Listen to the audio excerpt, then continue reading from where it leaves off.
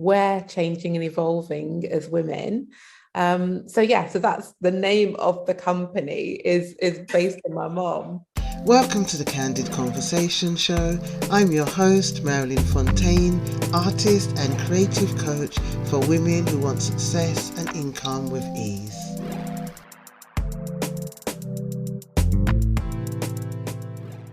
Hi, and welcome to the Candid Conversation Show. This is Marilyn Fontaine, and I'm here with my special guest, Pamela Windell.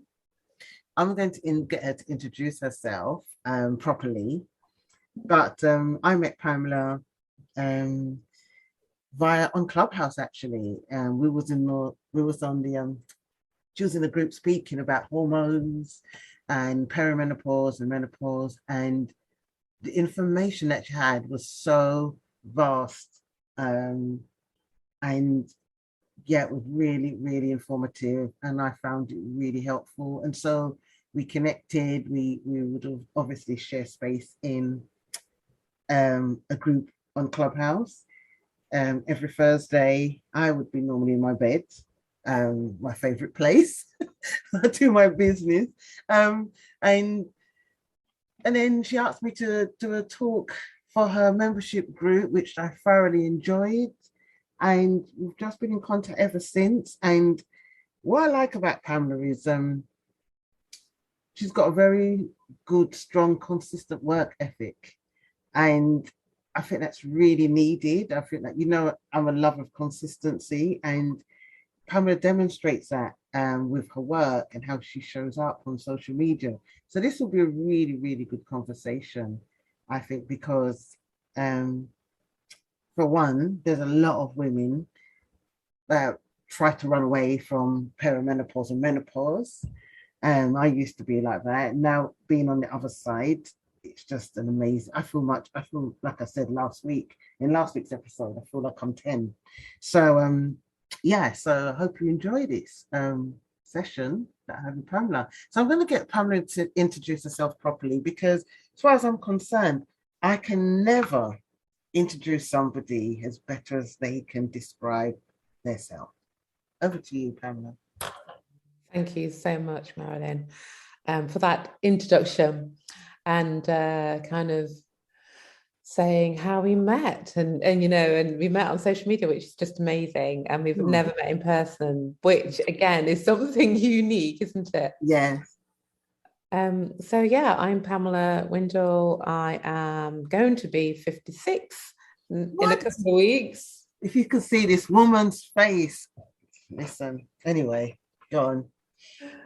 Yeah, in a couple of weeks, I'm going to be 56, and I am a mother, and I am a sister. I've got two older sisters, and also both my parents have passed on now.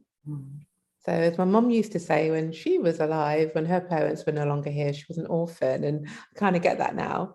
Wow, yeah. Being an orphan.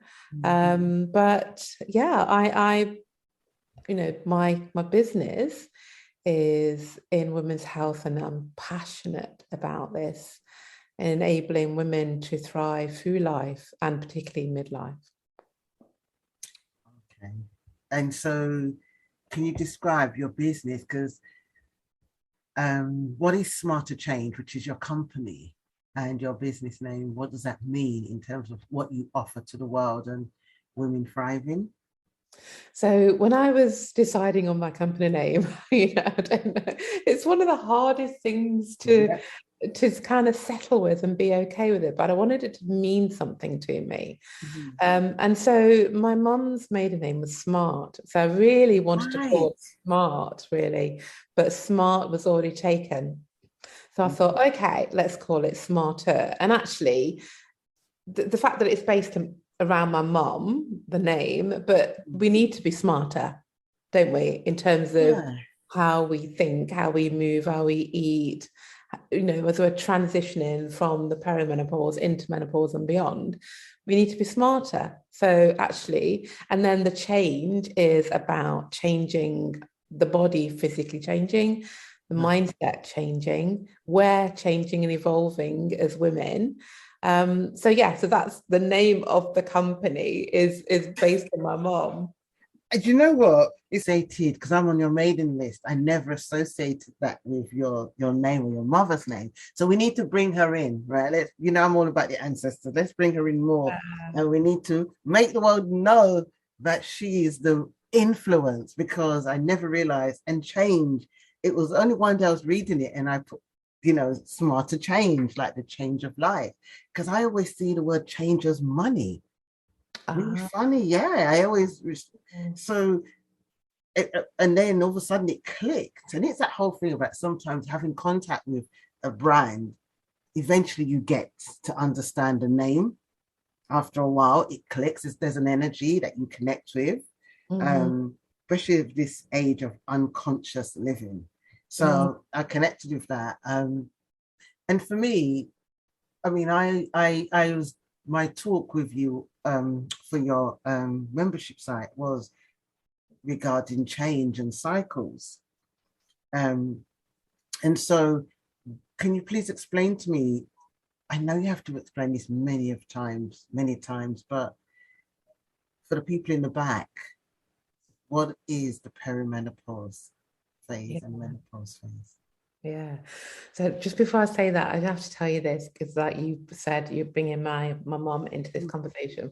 So I have an ancestral altar, and every morning, like much of us do, fresh water and light a candle every morning, and the other things that are there, but this is what I do every morning. This morning I declined to 8 o'clock, which means that's all I did. And then I was literally making a drink, and I said, good morning, to my divine and pure ancestors. And I was making a drink and I heard midday air. Wow. Yeah. Yeah. And I was like, I have not heard that I'm here said like that since I don't remember. It certainly wasn't me, because I would never say that. Yeah. Yeah. So the one that she'll do you think it was like your mom acknowledging or something? Yeah. Yeah. Yeah, totally. Yeah. See, that's really important. It's really important, everybody knows that if you haven't and not aware of my work and you're listening to this, that my work, it represents the people who have passed and the people that are coming. They say we are our ancestors, and so I feel it's so important to honor them. And yeah, it's just a beautiful space. When you honor your ancestors, you can be more of a rounded human being and be yourself unapologetically, because you learn through them as well as your own experiences. And so that is really important, that you connected and you're just saying that here. It's really nice. Speaking of the crone and the elders, so smarter change, the perimenopause. Yes. You've made it sexy now, because well, I love all about sexiness. And what is the stages for layman's terms? Okay, so the stages are, well, first of all, we've got pre-menopause, and that's after puberty. So for women, that ends at 19, puberty. And so that lasts up until early 40s. Menopause. Yeah. Then we have perimenopause, and there's a bit of an overlap. So perimenopause can start in your mid 30s or your mid 40s. Right. And it can last up until you reach the menopause, which for myself, with being 56, I'm still in perimenopause. Wow. Yeah. So my last bleed was 182 days. Was that last year? Yeah. No, it's 6 months ago, is it? I don't know. I get it wrong. So obviously we need to be 12 consecutive months without a bleed. So potentially, I'm obviously coming to the end, but that's definitely in line with my mom. She was she was about 55 when she reached menopause. So perimenopause lasts for some women 5 years, 10 years. We're all different. It's our own unique journey. Your genetics do play a role in that. Yeah. And it lasts till you've not had a period. If you're younger than 45, then it's 24 months. Right. Without a period, without a bleed of any type. And then if you're above the age of 45, then it's 1 consecutive year without a bleed. And then it's that point you've reached the menopause. And then you then become postmenopause. So when we talk about the menopause, we generally talk about the menopause as a set of symptoms as a result of that transition. But the menopause isn't a destination. We become postmenopause. Right. I'm trying to wrap my head around that. So postmenopause is that, according to Western society, we'll go with, is that we never come out of menopause. We just always stay at postmenopause. You're post the menopause. So after you've finished it, yeah. Yeah, so you've had menopause, you've reached it. Imagine it's a bridge. You've got to the other side of the bridge. Now you're in this new space phase of life. You are different. Your body's different. Everything's different about you. And postmenopause. So I've passed that. So I'm in postmenopause. Yes.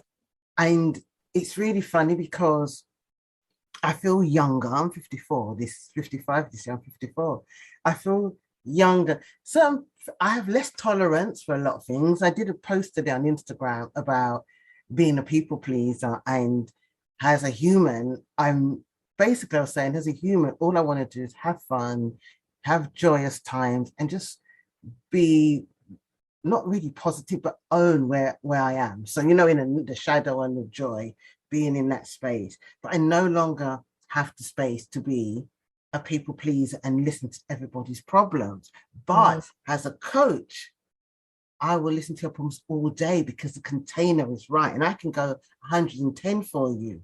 But as a human, I don't have the patience or the energy, because I need to preserve this energy, because this post-menopausal energy for me is so creative, so fiery, but I only have so much capacity of it now. But it's like being at a rate of 1,000, but it only lasts for a couple of hours. And after that, I check out. Literally, I'm like, I just want to go in my own world, which we're going to talk about the crone, mother, and the maiden afterwards. But I want to go through the physical things that happen with menopause and where your work comes in. But I realize when you're saying that, it's this whole new of, in Taoism, we talk about birthing your immortal body, and it feels like that. When you follow it the right way, it feels, when you pay attention to yourself and what your body's saying to you, it feels that there's things that you just can't tolerate. But I want to speak to that in terms of, so with it's just blown my mind what you've just said about the premenopause lasting from puberty, So what happens with a healthy premenopause versus an unhealthy premenopause? Yeah, so 19 is the end of puberty, which many people don't even realize. So a lot of young girls are put on the contraceptive pill for hormone imbalances, so acne, heavy periods at the age of 14, 16. So just the mere fact that you are stopping a young woman from ovulating, it's almost like her body is in menopause. It's already in postmenopause, because you're switching off that connection between your ovaries and your brain. And that's what it does. It stops you from ovulating, so you don't get pregnant. So most women in that phase, from puberty up till they want to have children, are taking contraceptive pills. So that's going to affect your body massively. So imagine you've got a computer. Right, we're sat on a computer now. It's plugged in, but it's not connected to the actual computer, so it's not going to function. And that, from what we know now in terms of the effects of the contraceptive pill on the female body, is that it can cause long-term problems, even when she comes off the pill. Just being on the pill for 3 consecutive months can cause a whole host of problems with her body, not just the menstrual cycle. So the menstrual cycle should be an average menstrual cycle. And I really don't like even using the word average, because none of us are average, but generally it's 28 days. And so many women in their 40s and 50s, 60s don't understand what the cycle is. If we just think about the period, because the medical model is just, reduced our hormones just down to our fertility status. That's it. So, yeah. So the period is part of the menstrual cycle. So there's 28 days in the cycle, and in that, there's 4 phases in that cycle. One is the bleed, that's day 1 to up to day 7. And then we've got, I like to call it the spring, when your hormones are starting to rise, estrogen in particular, that sends a signal to the brain so that you release certain hormones and you actually reach ovulation. After that's happened, progesterone then takes up the important role of the other side. So you've got the bleed, the spring, the summer is ovulation, and then the autumn is when progesterone is higher in that end of the cycle. And so for women that are in that phase, still in the fertile years, then, they should feel pretty good. They should feel energized, just as you're talking about that, feeling vibrant and outgoing. They should feel a burst of energy around ovulation. They should feel sexy. Libido should be high. You might wear red lipstick this day. Yes. You might do your hair different this day. You might want to put different underwear on. And it's all seems like it's unconscious, but it's actually a biological thing that's going on. To get yourself pregnant, right? Absolutely. That's what your body wants. You might not want it, but that's what's going on in your biologically. So that's a healthy perimenopausal phase, and, maybe a bit tired around the period, but nothing crazy, no anxiety, no mood swings, no problems with energy, no skin problems. That's a healthy woman in that pre-menopausal phase. Yeah. And so the unhealthy is all the opposite of that, like all the other stuff that we see a lot of young girls having, the hormones, the feeling. Because it's really funny when you said that, because, 19 is where people may be leaving college as well and work. So they're, or they may be going to university, some of them. So it's a time where it's a lot of change, but they're having to do with so much as well. And so after that, can we talk about perimenopause? Yeah. So, and like you said, at that point at 19, a lot of girls leaving home for the first time. Alcohol is massive. It's in our culture. It's like drink as much as you can and get drunk. It's so cheap food, all of that can tip that balance of your hormones. You might not think it's related, but it really is. Yeah. So then the perimenopause, starts roughly, it's different for everybody, but it can start as early as 35. And the hormone that we start to see that starts to change first is progesterone. That is the first hormone that we start to see having a bit of a nosedive. And it's that causes the instability in the hormones in the body, how it shows up in the body. So, for example, little signs like might be heavy bleeding. Yeah. And so for Black women in particular, fibroids is really prevalent amongst us. And so there you've got fibroids, and research is very limited for reasons why. So you've got fibroids, and then also you've got your progesterone levels dropping as well. So both contributing to it. So when you get a progesterone out of balance with estrogen, we get symptoms like heavy bleeding, we get painful breasts, we start to gain weight, we start to get mood swings. Too much estrogen out of balance causes inflammation in the body. That's going to affect your energy levels at some point. Your libido is going to be affected. So it's all kind of, it's like, if one hormone goes out of balance, it's like a set of dominoes. So they all eventually go down unless we do something about it. So women can experience symptoms around 35, 40, 45, and it look like it's perimenopause, but it doesn't have to be perimenopause. You can create a new balance. Right. Okay. And so, because obviously there's a lot of women, especially Black women, have fibroids. What's the other one where the womb line thickens? I can never pronounce it. Endometriosis. Yeah. That's Yeah. very common. I'm seeing a lot of women having that.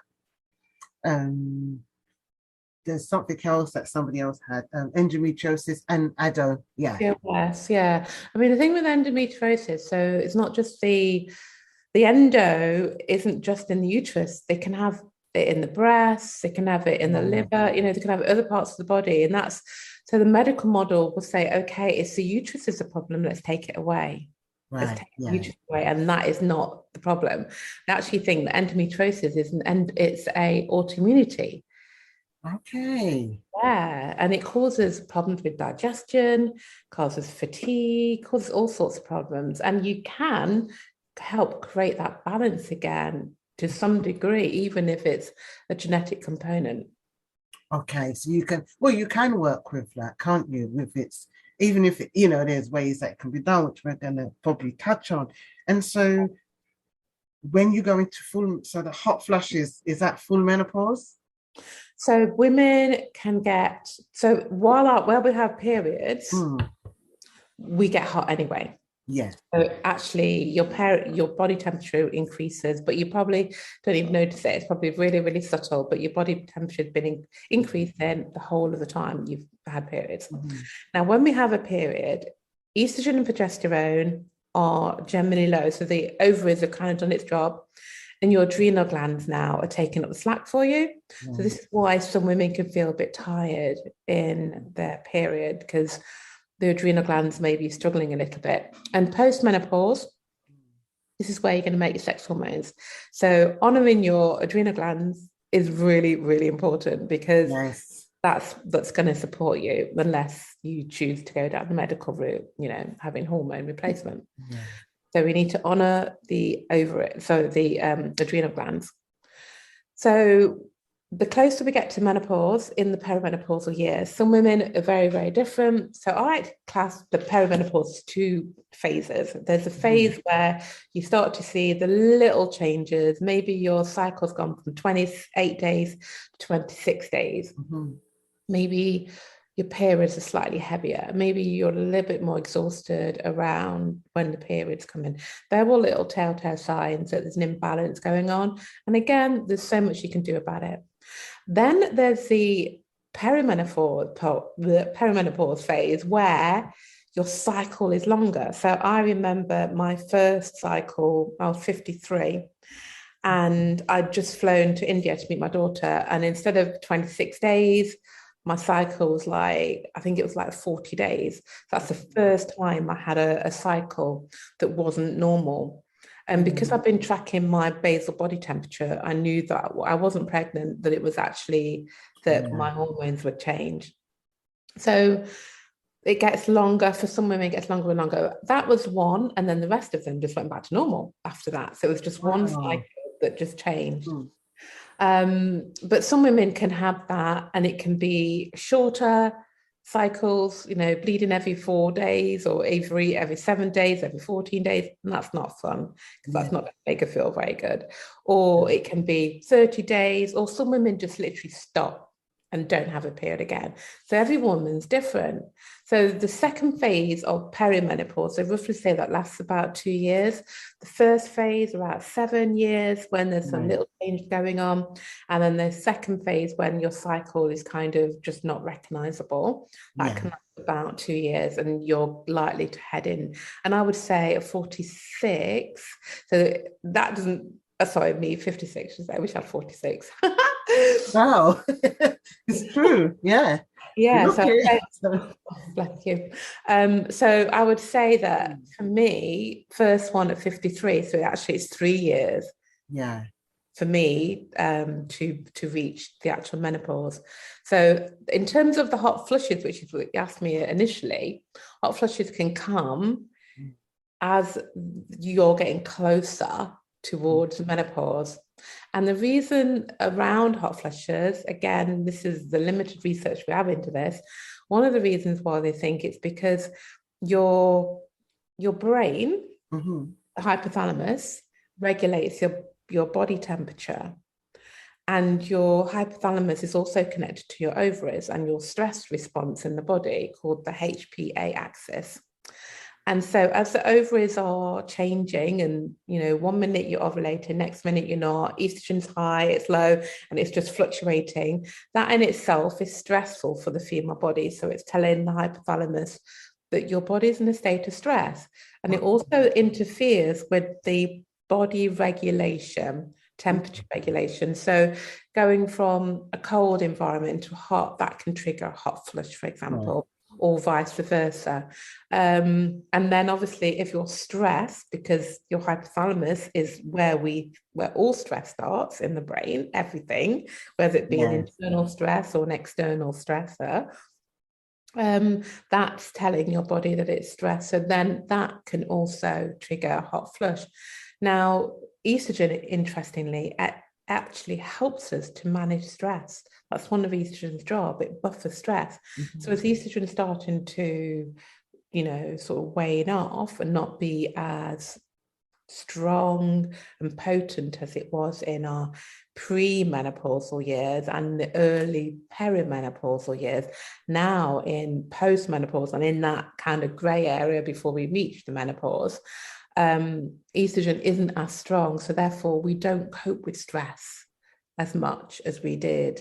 Yeah, I noticed that. I was like, my levels, and I would associate that with anxiety, but actually it's not being able to cope, take on the stress.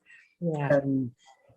But I found for me and a lot of people, whenever I have sugar, that's when my hot flushes. Like my hot flushes didn't. I went for a period where it was pretty bad, and I was taking progesterone, natural progesterone cream. But the minute I just started going to the gym and stopped the sugar, started a more paleo style diet. I'm gluten free anyway, and I only eat fish. Mm-hmm. But being not having so much alcohol and not so much sugar, like I normally have coconut sugar or agave, if that, and I know that can still trigger stuff, but I don't really have that much sugar. I will have moments, but it's okay now. But I found sugar was a real killer for me. But I noticed a lot of people that just couldn't handle the hot flushes, that they just went on HRT, and everybody's different, isn't it? So what do you say to that about managing the hot flush and managing the symptoms? Yeah, and just what you just said, everybody's different and everyone's unique, but there is foundational stuff that we can all benefit from. So the fact that our hormones change, this is what happens to us women. And like Mother Nature, as much as I love Mother Nature, but seriously, I do question some of the things, the decisions she's made for us. I'm like, why? So like, the fact that our hormones are changing means that as some hormones declining, other hormones kind of become more dominant. And the hormones that become more dominant is cortisol, which is our stress hormone, and insulin. So just the mere fact of estrogen, progesterone going down, those two hormones go up. And so what that means for us as women is that we are like pre-diabetic. Right. Wow. Yeah. Does that, all right, so I'm going to ask you a question. Is that, because we're getting the facts is coming out, but is that more so, is there rates of cases like more higher of those hormones in the Western world than the Eastern world? And yeah. Well, in the Eastern world, they don't even have a word for the menopause. It's not that they don't have it. Yes. They have it, but they have it very different to us. And so we don't know whether their stress hormones rise in the same way. Yeah, exactly. We don't know that. I mean, the research is just rubbish, to be honest, at the moment. Well, I was thinking about the work of Dr. Joe DiMartini. Not Joe Dispenza, and the work on the brain and changing your brain, and has my coach. I use a model which is about changing your thoughts, change your emotions, your circumstances, and I'm automatically thinking when you're saying about the cortisol rising and something was going and insulin. Okay, so like you said, their stress response, their fight or flight responses. I wonder if over history and time, because again with the goddess rights, because they disposed of the role of the woman and the crone within society, is it an inherited stress response of those women now no longer becoming important in male patriarchal society, that they needed to have those stress responses to stay alive? Possibly, very possibly. Because Mother Nature does not create things unless there's a whole survival reason, or our bodies won't co-create something. Yeah, I mean, so that's a really interesting thought. Our bodies, women's bodies post menopause, is that obviously your uterus shrinks, physically shrinks, and then your adrenals is there. That's mother's nature. Hey, you don't need this energy to run around after little babies anymore. But and you might not need these hormones to lubricate you as much as you did before. But our lifestyle is that when we're young, doesn't help us. You know, we're not, if we did have that life that you're just talking about, we wouldn't feel like we do. Yes. In the perimenopause and menopause, women wouldn't be struggling. But our lifestyle is that, one, we work harder than we should. We don't honor our bodies. We don't honor our periods. We don't take time off. We take the contraception pill. We take antibiotics. We don't eat right. We're not conscious about what's right for us. You know, we don't rest. We don't, you know what I mean? All of those stuff. Because the way we've been programmed, brainwashed into in our society. And that is why then post-menopause, women are so depleted of their hormones and their juice, therefore they have nothing left. And it's so, this is so important, because so many women need this. And you know, the Chinese talk about your jing and you know, not using it up because you're born with a certain amount of natural energy. But I do, especially Black women as well. And I'm not saying white women don't, because everybody goes through this. But I speak to the people that it's really weird in my immediate family. I've got a lot of women cousins. I haven't really seen them go for a difficult menopause compared to their mums. That's one family, you know. And two of my elder sisters, they've just gone through it and it's just happened. The other one struggled a bit, but she's balanced now. But other women I've seen around, I'll be out and there'll be a woman sweating. She, you know, it's like with a change. And I'm like, well, not 100%. I know there's things, and I see these people running around, rushing around, and you can see the sweat, the tiredness. You know, we're resilient, but we're also very stressed, like you say. Like our vitality is missing. And it's funny because the practices, that the ancient practices, like the Taoist practices, they're all about preserving your energy.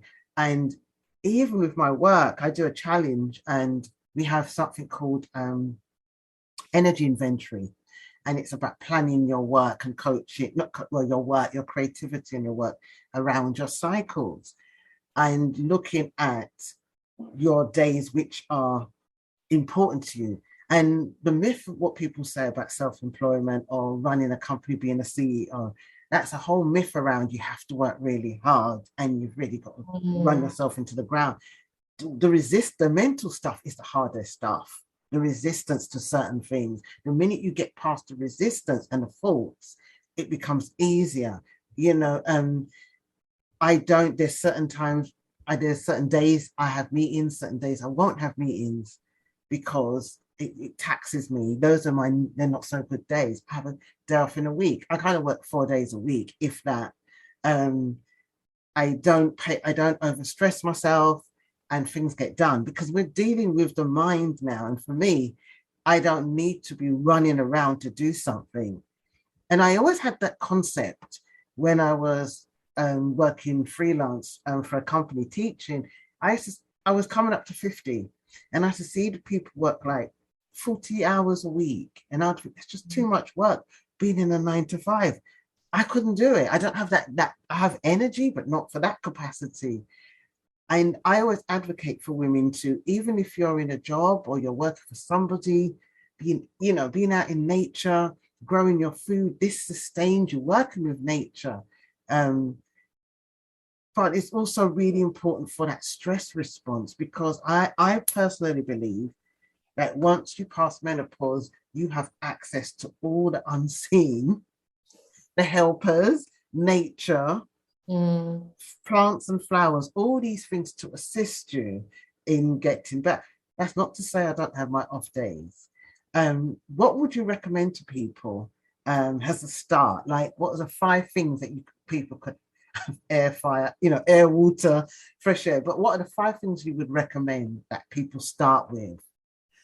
Okay, so obviously, I think there's some foundational stuff that everybody can do. Nutrition is key. It has so many benefits, and it can increase your energy, your brain function, reduce those hot flushes, help you with sleep, help you lose weight, but not in the way that losing weight is about restricting yourself from good food, and like punishing yourself.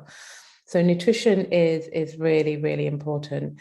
So we can all do with, I'm probably going to surprise you when I say this, but when I talk about nutrition, I talk about it in a way that is adding things in rather than taking things out. Okay. I'm writing down. She is gone. Yeah, because like the slimming clubs and everything, it's all about you can't have this, you can't have that, blah blah blah blah blah, and that doesn't make you feel good. So we talk about putting foods in. When we put good food in, we don't need all of those other things. You feel great, yeah. So we want to add lots and lots of antioxidants. Your ovaries are a source of antioxidant. There's something called mitochondria, which is like your internal energy factory, and your ovaries are a form of that. Okay. So when the ovaries shut down, well, they don't really shut down, they just slow down as the production the older we get. You can lose in a bit of that mitochondria. Right. So in order to support mitochondria, we need antioxidants. Yeah. Powerful antioxidants are herbs and spices. Most time we think of antioxidants, we think of your berries and your fruits. They're secondary. Right. Yeah. So rosemary, thyme, cinnamon, nutmeg, parsley, coriander. Yeah. What else? Oregano.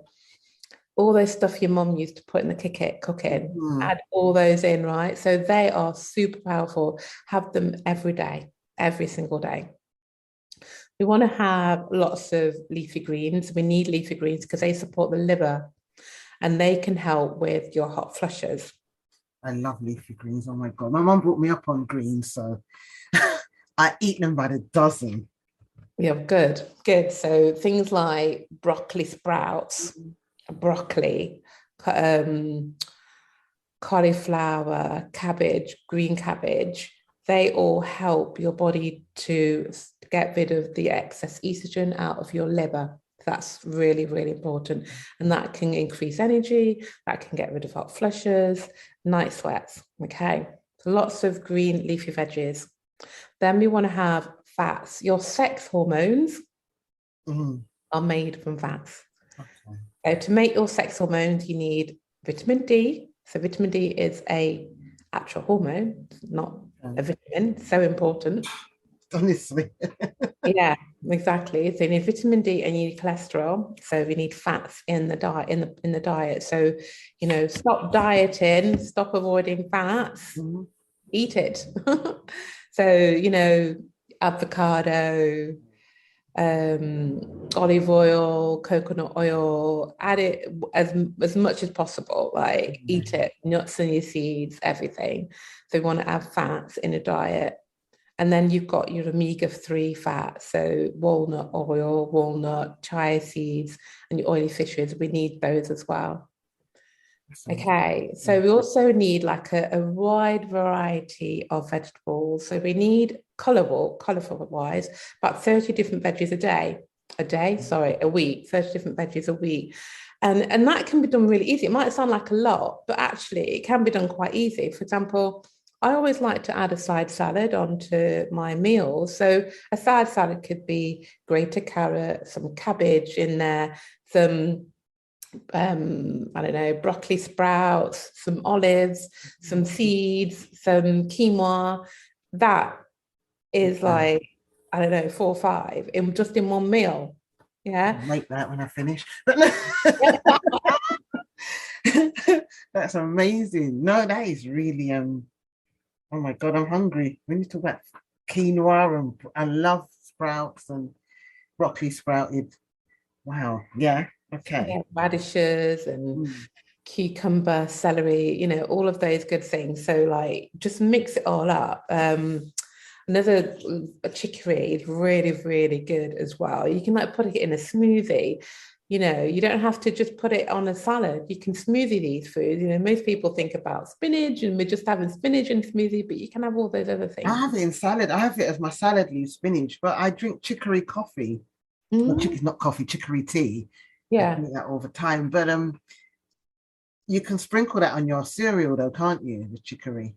Yeah, yeah. And in actual fact, the other thing I will say is avoid cereals. Yeah, well, I don't have cereal, but I have muesli. I made it myself, but still, yeah. Yeah, even still, if I would say because we're almost like pre-diabetic, Yes.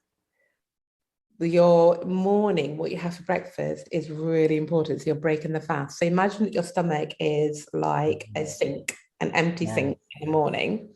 The first thing you put in your stomach is going to go straight into your bloodstream and spike your blood sugar. So if you're having carbohydrates for Right.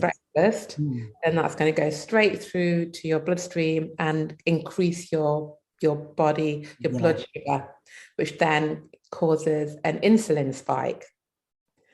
Right. Yeah. So Right. Makes sense. insulin spike Mm. isn't great. The research on that, it says it can cause heart disease, and heart disease is rife in the Black community. Yeah. Yeah? Yeah. And type 2 diabetes. So if we're almost like pre-diabetic, Mm.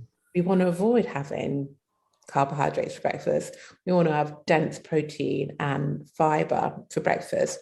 Mm. So you're lining that sink with fats, Yeah. fiber, and good quality protein later on that day. So like the chocolate or the sweet thing that you want, you can have it, and you can have it in a way that doesn't spike your blood sugar levels. And it's funny you say that because I used to have the cereal the cereal. Well, it was like an oat thing. It was like a gut friendly thing. But before, I think 2 weeks ago, I always had a protein in the morning. Always had protein. Because obviously I was doing the paleo as well, and it was even before paleo, I just started to have just protein in the morning, and then I saw this gut friendly muesli. That's the word, muesli, right? And I want to try this, and it was quite nice. But I don't. I have my first meal breakfast really late, like 11. So I intermittent fast. So maybe that's what I was doing because I'd gone from having like a piece of fish or something or some kind of protein in the morning. I went to having this gut friendly. So I'm Yeah. going back to the protein now. Yeah, definitely. Yeah, dense protein in the morning and then intermittent fasting. So great research around that, 11 o'clock. But if you're struggling with energy, brain fog, anxiety, then avoid intermittent fasting Yeah, initially. I'm training. So if somebody, because a lot of people need to build muscle post menopause, don't we? Or even during menopause. I Yeah, find that I need more fuel because yeah. of training. Yeah. So whey protein, I don't know if you have dairy, but whey protein is really, really good Mm. for building, repairing muscle, particularly after Mm. weight training. That's a quite a good thing to do. And hemp powder as I well. have to have hemp. Yeah, okay. So whey protein if you have dairy, but hemp protein. Like Yeah. is it like sunflower? I used to use sunflower protein before years ago. Do you know Yeah. what? I don't know regarding. I don't know how much protein is Okay. in sunflower. I don't know. No, it's called sun. No, it's not sunflower. It's called sunfire. That's the name. Sunfire, oh, the brand. Yes. Yes, that is quite a good. Sorry, I thought you meant actually Yeah. sunflower. I was like, what? Okay, yeah, the brand. Yes, Yeah, I that's a used to good use brand. that, but I'll see. So we're going to finish shortly, but before I want you to explain how you got here quickly, and also your offer. Like where can we find you? Your membership, when's the doors going to open again? But before we do that, can you we've done it back to front, but I actually love it because people have actually got what they need to get, and now Yeah. they'll be like, who is this woman? This amazing well of knowledge. So how did you get here? Wow. And so you offer now, you work with clients, could you explain, you do one-to-one, don't you, as well as group? Yeah, so I work with women one to one, three different ways. I do diagnostic testing, so that's the thing as well. I test your hormones through urine. I do stool testing as well, looking at your pancreas, your the whole of the digestive system, gallbladder, which is really important for hormone imbalance as well. The hormone tests I do also looks at liver health and that stress response as well. And then I do mineral deficiencies as well. That's another urine test. So I do that, work with women one-to-one basis, and then I have a group of women that is called the Flourish and Thrive. And I also work with organizations. I also do speaking events as well. And I run retreats with my daughter as well. Wow. And so where can we find you? I'm going to put it in the show notes, obviously, but can you just say where we can find you? Yeah, so I kind of hang out on Instagram mainly these days. Yeah. Yeah, Instagram, we all do. Yeah, I do have a Facebook page. So Instagram is Pamela Windell Hormone Coach, and my Facebook page is Pamela Windell Health and Vitality, and I'm on LinkedIn as well as Pamela and Windell. It should all be the same, but for some reason it's not. But yeah, Well, different audiences, it is what it is. We can spend time thinking about continuity, but people that will find you, they will find you, like I think at this level, it's all about the energetics of what we put out there, yeah, and I feel like when you did talk about the stages of women, like the pre-menopause, that is like the the maiden, like the maiden, and then you've got the peri, which is the mother, and you have the crone, which is post-menopause, and they're not again what patriarchy says they are. They're literally they're in our nature. There are there are levels of awareness: conscious, unconscious, conscious, and super conscious. They relate to the triple goddess, they relate to the triad, which was never a duo, it was always a triad. mm, And I just want women to take responsibility and to get the support, because this can be a really important time. And they always say when you heal yourself, you heal three, like seven generations in front and behind. And so the mm, more we can control our hormones, because the endocrine system is really important. It's related to our chakras, it's related to our spiritual development. And if make your menopause, your rites of passage, a bit like chronic fatigue syndrome, which is often a doorway for a lot of people. Most health practitioners that I know that have had chronic fatigue syndrome have become health practitioners. They've worked on their own healing and their body, and in turn taken that to work with other people. So it's mm. such a vast subject, and I really enjoyed having this conversation. It makes me feel connected to my body more, um, and quite excited the work that's going to happen within the hormonal, because it's become quite busy, but like I said, your consistency is really grounded. So all these things that you're going to do, is there going to be a book coming out at some point? Well, I mean, I've been asked to be a guest author in a book. I've written a chapter. So that's coming out. I think that'll be end of this year, I think. But in terms of my own book, you know, there's so many people. You're the third person now that has said it. So Yeah, I think it makes sense. Look at me, the coaching me. But no, it makes sense because I think that like you said, the one-to-ones are so good, and um the one-to-ones are really good, and the membership is brilliant because you do different guests that come in, didn't you, as well? yeah, yeah. But the book will be just as good also because like we've got Dr. Christiane Northrup, Queen Afua, but I don't know any, and maybe I'm limiting myself, but I don't know any other Black women that's got a book at that level. I think this in America, it's quite a bit out of date though, quite an Yeah, old one. yeah. I've seen a few like that, but I mean, Yeah. with our information, so I think it would really be good. So thank you so much. We've covered so much, and yeah, really enjoyed it. Oh, thank you. That was an amazing share. Thank you to Pamela for sharing with us her wisdom of hormonal health and menopause. And I'm going to put all her information in the show notes so you can contact her, you can join her program. I highly recommend it. If you want to book a consult with me, just contact me on my website, www.mjfontaine.co.uk. Again, it's in the show notes. I want to shout out to Rebs, whose music I've used for this outro. And I want you to subscribe, share, comment, and rate this show on any of the platforms that you're listening to this. And next week, we're going to finish off with our month of celebrating women in business. Until then, bye-bye.